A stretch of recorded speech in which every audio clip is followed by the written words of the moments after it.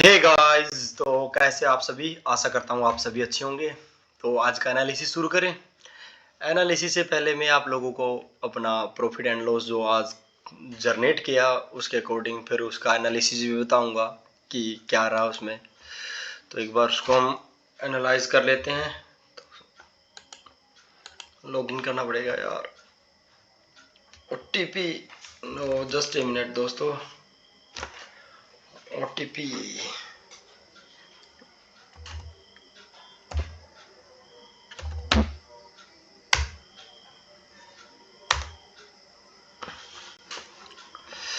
तो ये ओपन हो गया दोस्तों। अभी सबसे पहले हम अपने ऑर्डर में जाते हैं। तो अब जैसा कि आप स्क्रीन पे देख सकते हो कि अभी ओवरऑल यदि आप 42K के आसपास का चला हुआ है और यदि आप इस 10K को निकाल दे तो मैं भी 50 प्लस हो जाएगा। 50K प्लस अपना यहाँ पर लॉस दिख रहा है आप लोगों को स्क्रीन पे।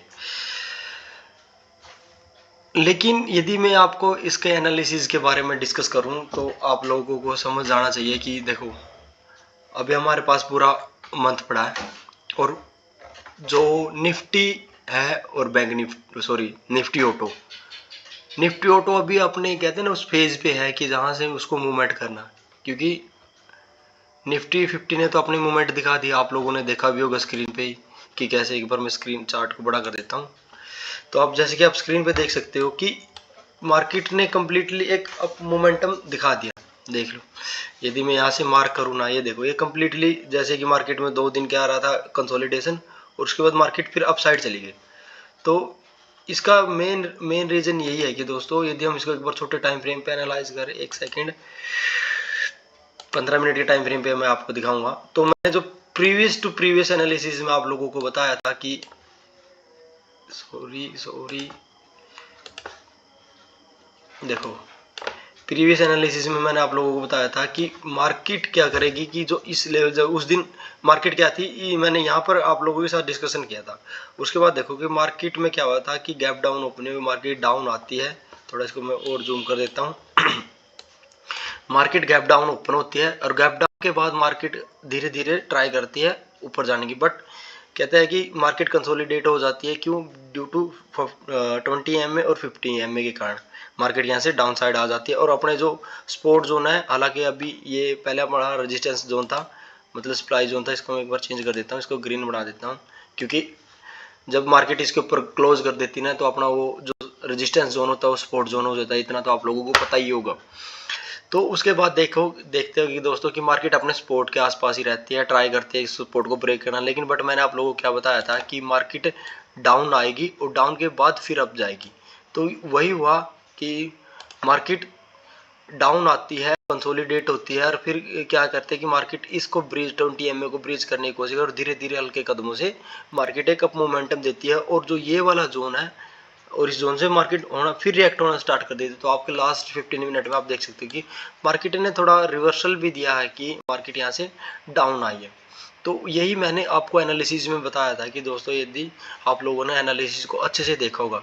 अभी यदि हम बात करें निफ्टी 50 की, निफ्टी ऑटो की, तो निफ्टी ऑटो का एक बार हम डिस्कशन कर लेते हैं। और जो हमने एंट्री बनाई है जिसमें हमने अभी तक एग्जिट नहीं किया उसका रीजन भी मैं आप लोगों को दे दूंगा कि क्या रीजन रहा। Just a minute.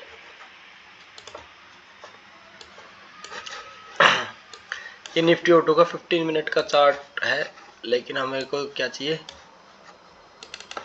Monthly time frame पे चाहिए। देखो दोस्तों, जैसे कि आप स्क्रीन पे देख सकते हो कि मार्केट क्या कर रही है, जो अपना सप्लाई जोन है उस सप्लाई जोन में कहते हैं ना धीरे धीरे ऊपर की तरफ जा रही है। एक बार मंथली टाइम फ्रेम देख लो आप, उसके बाद आपको थोड़ा आइडिया रहेगा कि क्या मैं आपको क्या बताना चाहता हूँ। इस चार्ट के बाद मैं एक बार वीकली पे भी आपको ट्रांसफर कर देता हूँ। देखो मार्केट का ये वाला जोन देखो, जहां पर मेरा क्रसर है, ये वाला जोन, ये इस क्रसर के पास आसपास मार्केट अभी आ चुकी है। ठीक है, तो इस क्रसर के आसपास आने के बाद मार्केट क्या, मैंने क्या बताया था, मार्केट यहाँ से कंसोलिडेट हो सकती है और धीरे धीरे अप भी जा सकती है और यहाँ से डाउन भी आ सकती है। मैंने आपको ये 2 सिनेरियो बताए थे, यदि आप लोगों को याद हो तो इस सिनेरियो के अकॉर्डिंग मार्केट ने क्या किया कि अपना मोमेंटम कंटिन्यू रखा। एक बार मैं इसको डिलीट कर देता हूँ, जस्ट सेकेंड। मार्केट का जो ये मोमेंटम था अभी कंटिन्यू है। कंटिन्यू क्यों है, एक बार डेली टाइम फ्रेम पे चलते हैं और उसके बाद ही आपको सारे डाउट क्लियर हो जाए। इसको सर्कल को मैं रहने देता हूँ। अब हम डेली टाइम फ्रेम पे चलते हैं। ये निफ्टी ऑटो का चार्ट है। देखो दोस्तों, मार्केट में क्या होता है कि देखो, यहाँ से मार्केट इस जोन को रिस्पेक्ट होकर मार्केट यहाँ से कंसोलिडेट हो रहा है, लेकिन कंसोलिडेट हो रही है, लेकिन जो निफ्टी 50 है वो अप जा चुका है। आप लोगों ने देखा होगा ना आज निफ्टी 50 की मूवमेंट। लेकिन निफ्टी ऑटो क्या की कंसोलिडेट हो रहा है और कहते हैं कि पिन बार कैंडल में अपने आप को पूरा दिन क्लोज करा। और अभी मैं भारत फोर्ज से पहले जो उसके वेटेज शेयर है उसके बारे में थोड़ा डिस्कशन करूंगा, और बस ओनली चार्ट ही दिखाऊंगा मैं आपको। उसके बाद सीधा भारत फोर्ज पे ये हम डिस्कशन, सबसे पहले हम मारुति की डिस्कशन करते हैं। क्यों मारुति की सबसे ज्यादा वेटेज है, मारुति की कहते हैं 19% के आसपास वेटेज है। तो देखो दोस्तों, मारुति का जो हमने पहले से ऑलरेडी जोन मार कर रखा था ना, उसके अकॉर्डिंग मार्केट ने बढ़िया रिएक्शन दिया, और रिएक्शन के बाद मार्केट इस जोन को भी हम डिलीट कर देते हैं क्योंकि अभी इसका काम नहीं रहा, क्योंकि मार्केट अभी हमारे इस जोन में आ चुकी है। और मार्केट में ये टोटली कंसोलिडेशन फेज, इससे रिएक्ट होकर डाउन आ गया। तो मार्केट में ऊपर नीचे जाने के लिए कुछ नहीं है मार्केट में, यहाँ से नीचे मतलब नहीं जा सकते। क्यों? क्योंकि मार्केट में ऊपर रोकने वाला कोई ऐसा जोन ही नहीं है कि जिससे मार्केट यहाँ से रुक जाए। तो कहने का मतलब है कि मार्केट का जो ये वाला है ना, ये वाला जोन जहां पर मैं कर्सर को घुमा रहा हूँ, इस कर्सर पर ही मार्केट का थोड़ा बहुत कंसोलिडेशन हो सकता है। यदि मैं यहाँ से एक लाइन खींचूं, एक सेकेंड, यहाँ से यदि मैं एक लाइन खींचूं, मैं मार्क कर रहा हूँ ऐसे नॉर्मली जस्ट, तो मार्केट इस कर्सर को मतलब यहाँ तक मतलब फ्रीली जा सकती है, समझ रहे हो? यहाँ से एक फ्रीली मोमेंटम करके मार्केट इस जोन से आगे रिएक्ट हो सकते हैं, लेकिन उससे पहले मार्केट को रोकने के लिए कुछ भी नहीं है जमा, कुछ भी। तो ये आप कहते हैं टेंशन फ्री हो जाओ जिससे आपको लगे, क्योंकि जो वेटेज से मोमेंटम दिखा रहा, तो इसका मतलब यही है कि मार्केट में निफ्टी ऑटो में भी मोमेंटम पेंडिंग है, और वो पेंडिंग है तो ऑब्वियसली बात आने वाले दिनों में मार्केट में थोड़ा बहुत बढ़िया। और ये एक बार हम एमएडएम का भी चार्ट डिस्कस करते हैं। तो यदि हम एमएडएम का चार्ट डिस्कशन करें, आप देखो निफ्टी ऑटो अभी तक इस जोन तक नहीं पहुंची, और उससे पहले थोड़ा बहुत डाउन साइड की momentum the daily time frame पे।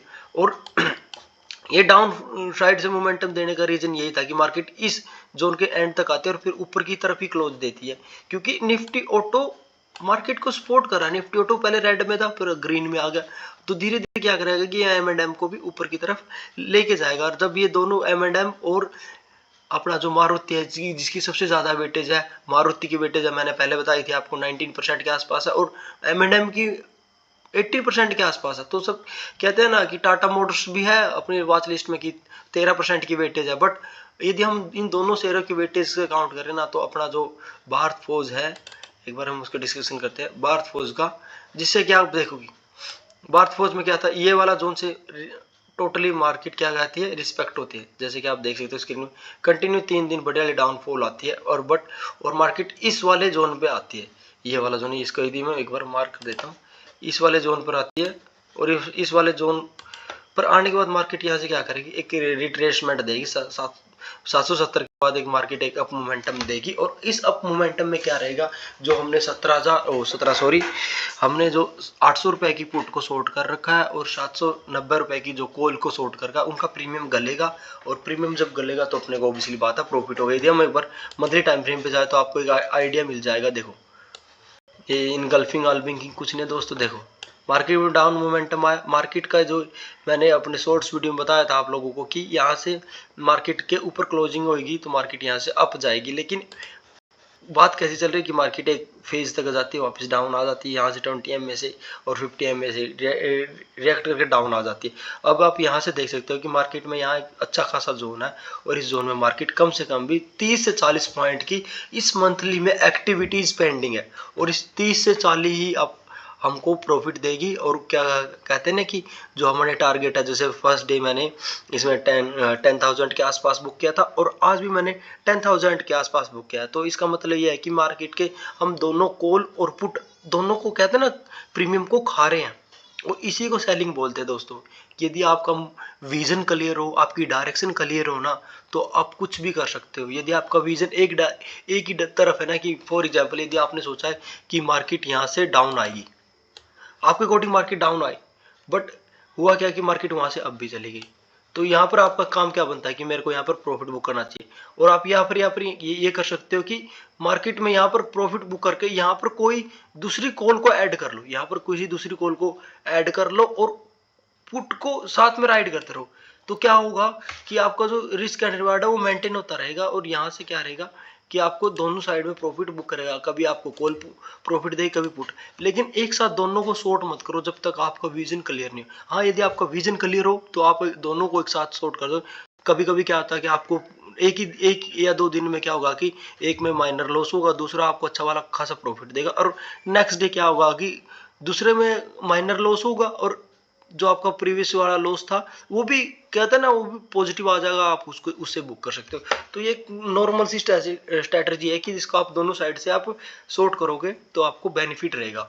वो भी दोस्तों आपको ये समझ में आएगा। अब दोबारा फिर मैं अपना एक बार दिखा देता हूँ कि क्या चला, इसको एक बार रिफ्रेश कर देता हूँ, क्योंकि मैंने ये देखो 10K के आसपास का तो मैंने बुक कर रखा है क्योंकि ये क्लोज पोजीशन है, ठीक है। और लेकिन ये देखो यहाँ पर क्या कि M&M, सॉरी ये मतलब हाँ अभी अभी रिफ्रेश हुआ, देखो M&M और M&M की एक पुट को मैंने एक कॉल को शॉर्ट कर रखा और एक कॉल को बाय करने का मोटिव मेरा यही है कि M&M में एक मोमेंटम पेंडिंग है, बहुत बड़ा मोमेंटम, और जो मोमेंटम आएगा ना तो ये जो अपना हमने जो कॉल 22 रुपए की शॉर्ट करी ये 50 प्लस हो जाएगी, और ये 50 प्लस होगी तो मजे नहीं आ जाएंगे दोस्तों, ठीक है।